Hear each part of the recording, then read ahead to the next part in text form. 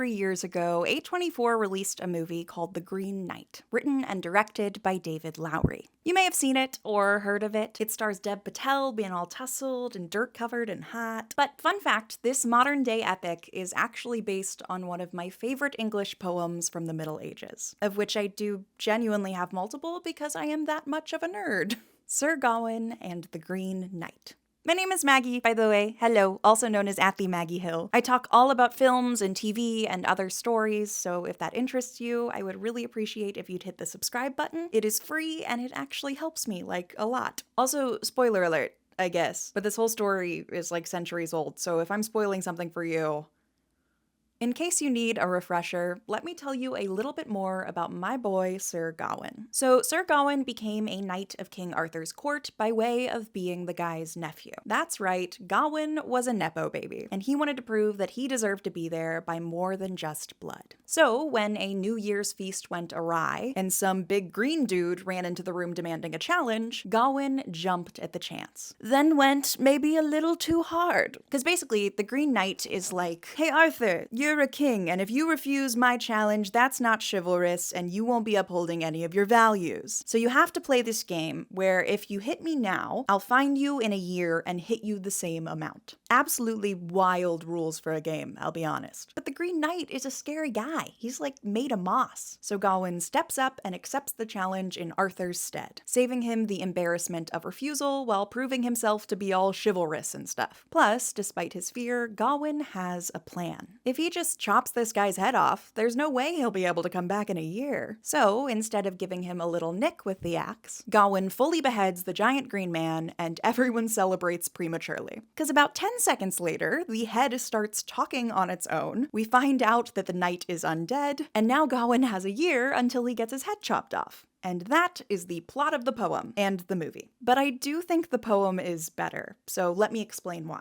I'm gonna start by saying that Lowery's filmed version of the story and the original version are both trying to say very different things. In the original poem, Gawain's journey is an ethical exploration of theoretical values as they exist in the physical world. It dissects the idea of morality itself by painting a painful picture of what seeking perfection can do to a man. Lowery's adaptation focuses on the insignificance of human life in the face of an overwhelming unknown, the persistence of the natural world, and death as a universal constant. It highlights the dangers of living with only the future in mind when all we are promised is the present. Same story, different conclusions. So here's how Lowery does it. Firstly, the film version of Gawain is not at all the same character as Gawain from the Middle Ages. And that separation starts with the aforementioned concept of chivalry, which at the time was an actual measurable thing. In the Middle Ages, there were certain societal standards that everyone had according to their station. And in medieval literature anyway, the knight's version of those rules could be represented by this symbol, a pentacle or pentangle. You can actually see that symbol all throughout Lowery's version of the epic, and it is described in heavy detail as an important part of Gawain's armor. The pentacle is an endless knot, and it represents the 5 moral values that a knight must uphold: friendship,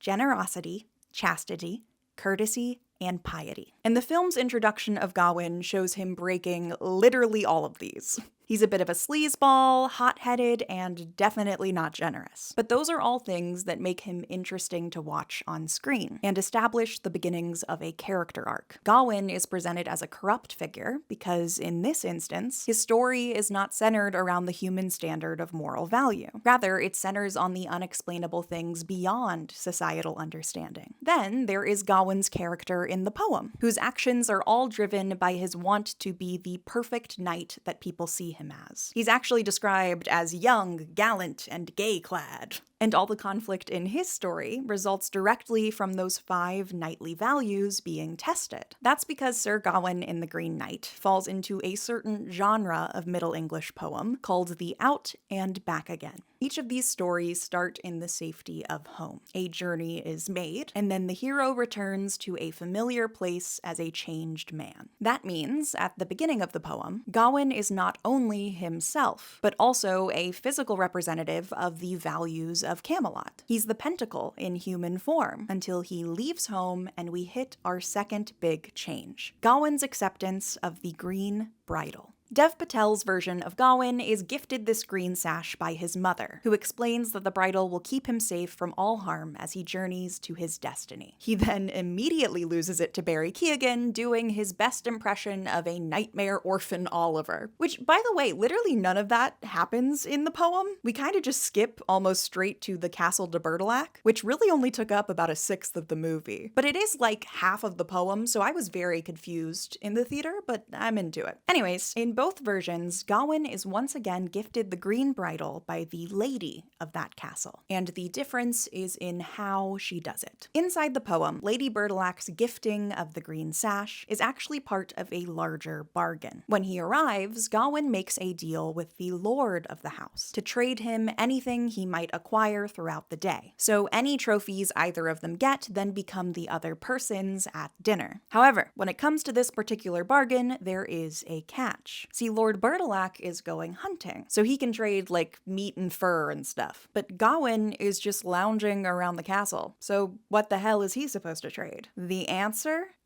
Smooches. That's right, Lady Bertilac is in her promiscuous era and promptly places herself on the edge of Gawain's bed every single morning. Then she asks him to give her a little kiss. He says no, by the way, but this woman simply does not give up and decides to play the ultimate card in her attempt to cuck her husband. Basically, Lady Bertilac logics Gawain into acceptance by preying on his values as a knight and placing him in the middle of a moral riddle with no right answer. Because he's a guest in their home, denying a request from his host, and that is not chivalrous. But neither is sitting naked in front of a woman you don't know, whose kind but tricky words won't let you leave, as she tells you that a knight with as good a reputation as you would be doing her a disservice by calling her appearance rude, and that you have to kiss as a token of your conversation, and that if you were really at her service as you claim you are, then her request might be received as such. So Gawain, in an effort to be polite, plus prove he is as chivalrous as they say, kisses this hot-ass lady and likes it. Then, when Lord Bertilac comes home, he kisses him as part of their trade. And I love it, because this woman keeps doing it. The next day, it's 2 kisses, and then the last day, it's 3, plus a gorgeous green bridle that she convinces him to take and use for his own protection by appealing to his need for chivalry and giving it to him as a token of their time together. Now, I would like to be clear that I do fully support this woman's wrongs. One, because it's funny and I love it, but also because she is proving that Camelot's whole moral system is built to fail. Gawain is physically incapable of upholding every value placed on him at the same time, and she is out here to let him know and maybe get laid at the same time. Anyways, Gawain gives his smooches to both Lord and Lady Bertilac, but decides to keep the bridle, dishonoring himself by breaking his agreement in the middle of this impossible, hellish riddle. In the movie, Alicia Vikander's gifting of the sash also coincides with a sexual advance. But instead of a strategic cucking, it is a weird, blurred situation about the nature of magic and women and the inability to understand things beyond us. Because the sash was originally from his mother, but now she has it, and she looks like his ex-girlfriend, and he doesn't really understand that. And I don't really understand that either, but I'm into it. Then there's this whole thing about nature, and she gives this gorgeous speech that expands on the symbolism of the color green, its relationship to the natural world, and the deep rot that will overcome human civilization at its end. And all of that visually works its way into the giving of the gift. It feels like, in her offer of the sash, Lady Bertilac is asking Gawain to contemplate the purpose of his morality in the face of inevitable death. What is the point of a healthy spirit if the body will eventually die? It is a challenge of action, and in taking the sash, Gawain chooses the immoral action, to cheat death by using its magical properties and keeping himself alive. Now, I do actually like contemplating my own mortality, but I'm more often interested in the moral questions that I will encounter while I'm alive. And I think that the original story of Gawain explores a more interesting reality than Vikander's challenge, and it's one that I rarely see in fiction, the back again part of an out and back again story. Because the film's ending is not really an ending when it comes to the plot. It's more a question built for internal discussion. Does the Green Knight chop off Gawain's head? We don't technically know the answer because the movie ends before we get to it, but we do get a pretty comfortable conclusion to Gawain's character arc, as he goes from a man who only cares for the joys of the flesh, perceived honor and success, to a man who makes the decision to die on his own terms, and complete the moral bargain he made a year before. He rips off the sash, given to him by both mother and lover, then decides to reap the fate he sowed. Even if he doesn't die, that emotional ending is pretty finite. In the original poem, however, we do get a clear structural ending, but it comes with one of the most deeply unsatisfying emotional conclusions I have ever experienced. Because it turns out the whole thing was just a prank.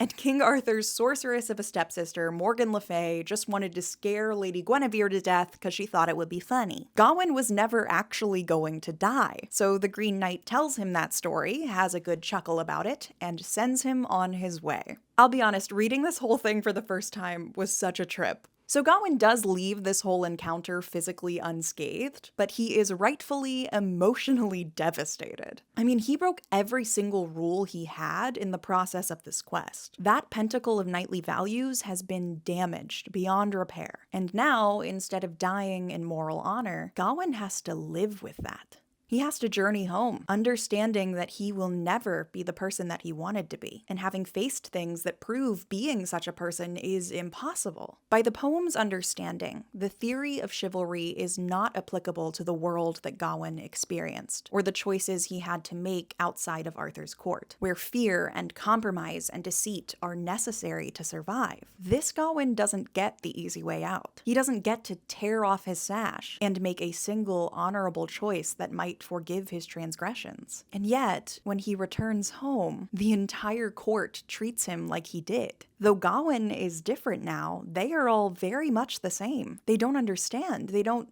care. They even wrap their arms in bands of green to match his sash, claiming Gawain's mark of shame as an image of bravery. They celebrate him with feasts and dances. It's joyful, it's childish. And in comparison to all Gawain has been through, it is unbelievably simple. But what is he supposed to do? I mean, how is he supposed to make them understand the enormity of what he has been through, what the world has become to him? And that is the question at the end of this story that will always interest me most. Because though I do like the movie, no ending has ever quite stuck with me like the somber knight in the middle of celebration who doesn't know how to belong. Anyways, that's the video. I hope you guys enjoyed learning a little bit more about one of my favorite stories, and I can't wait to hear your thoughts.